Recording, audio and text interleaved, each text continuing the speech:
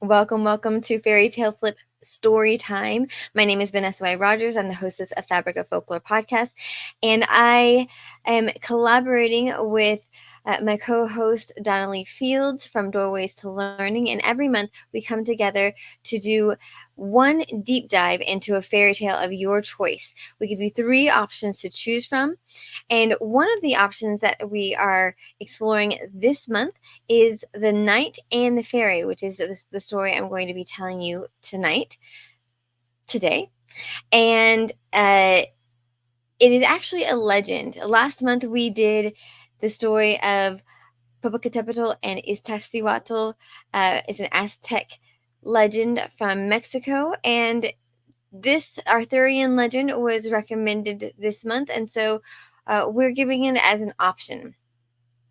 So, The Knight and the Fairy.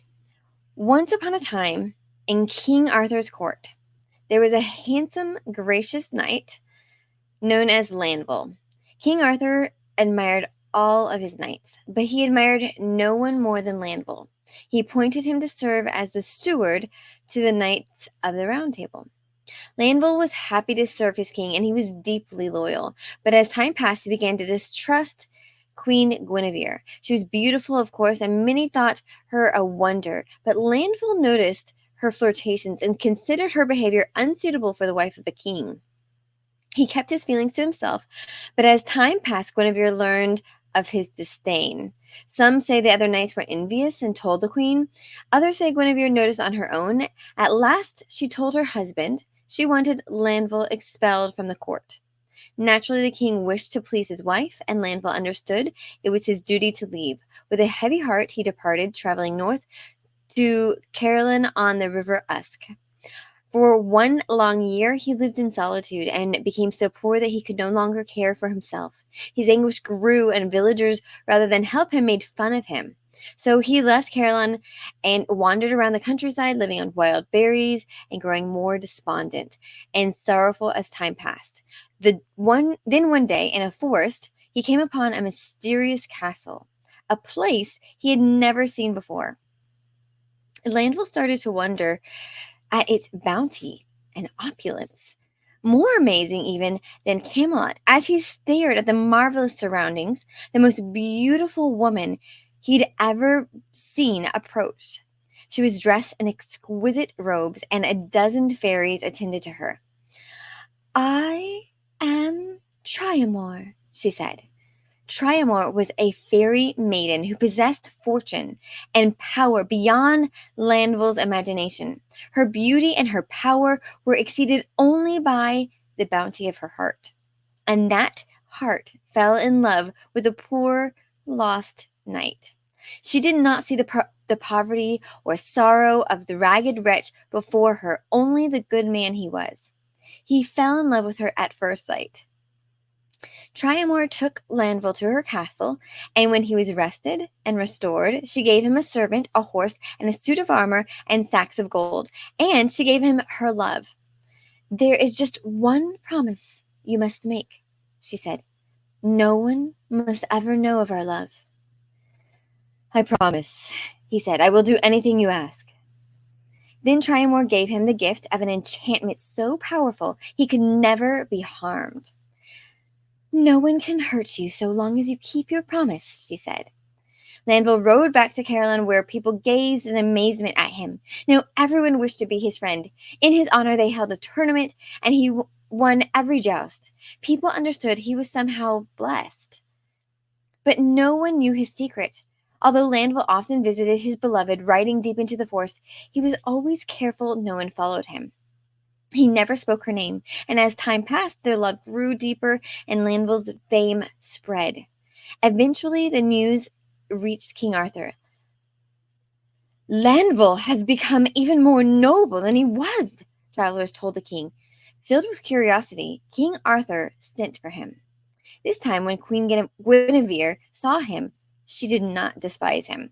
Instead, she found him charming and delightful, and she called the knight to her private chambers. Lanville could not disobey, so he reluctantly went. "You sent for me?" he asked. Guinevere smiled, her loveliest smile. You have become so handsome. Surely you love your queen, she said flirtatiously.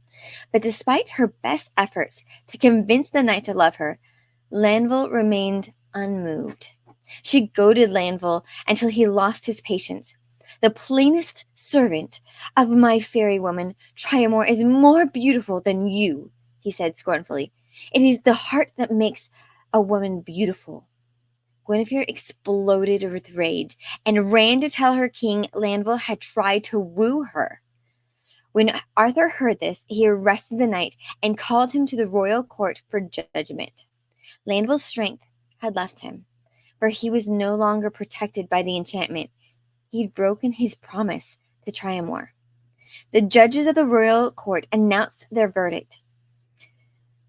You have 1 year and 2 weeks to find this fairy woman who you speak of and bring her to the court. If you do not return with her, you will be hanged for telling lies.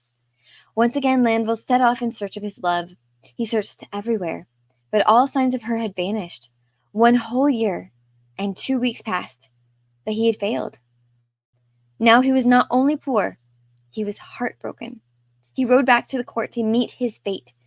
In the courtroom, Arthur demanded the knight be hanged, but members of his court stalled. They did not want to see such a good man hanged. Let us send him into exile, they said. Arthur refused. He broke his promise. He is a traitor. Arthur rallied. The men continued to argue when suddenly the doors of the royal court flew open, and there, standing before the men, was a woman of such transcendent beauty, she took everyone's breath away.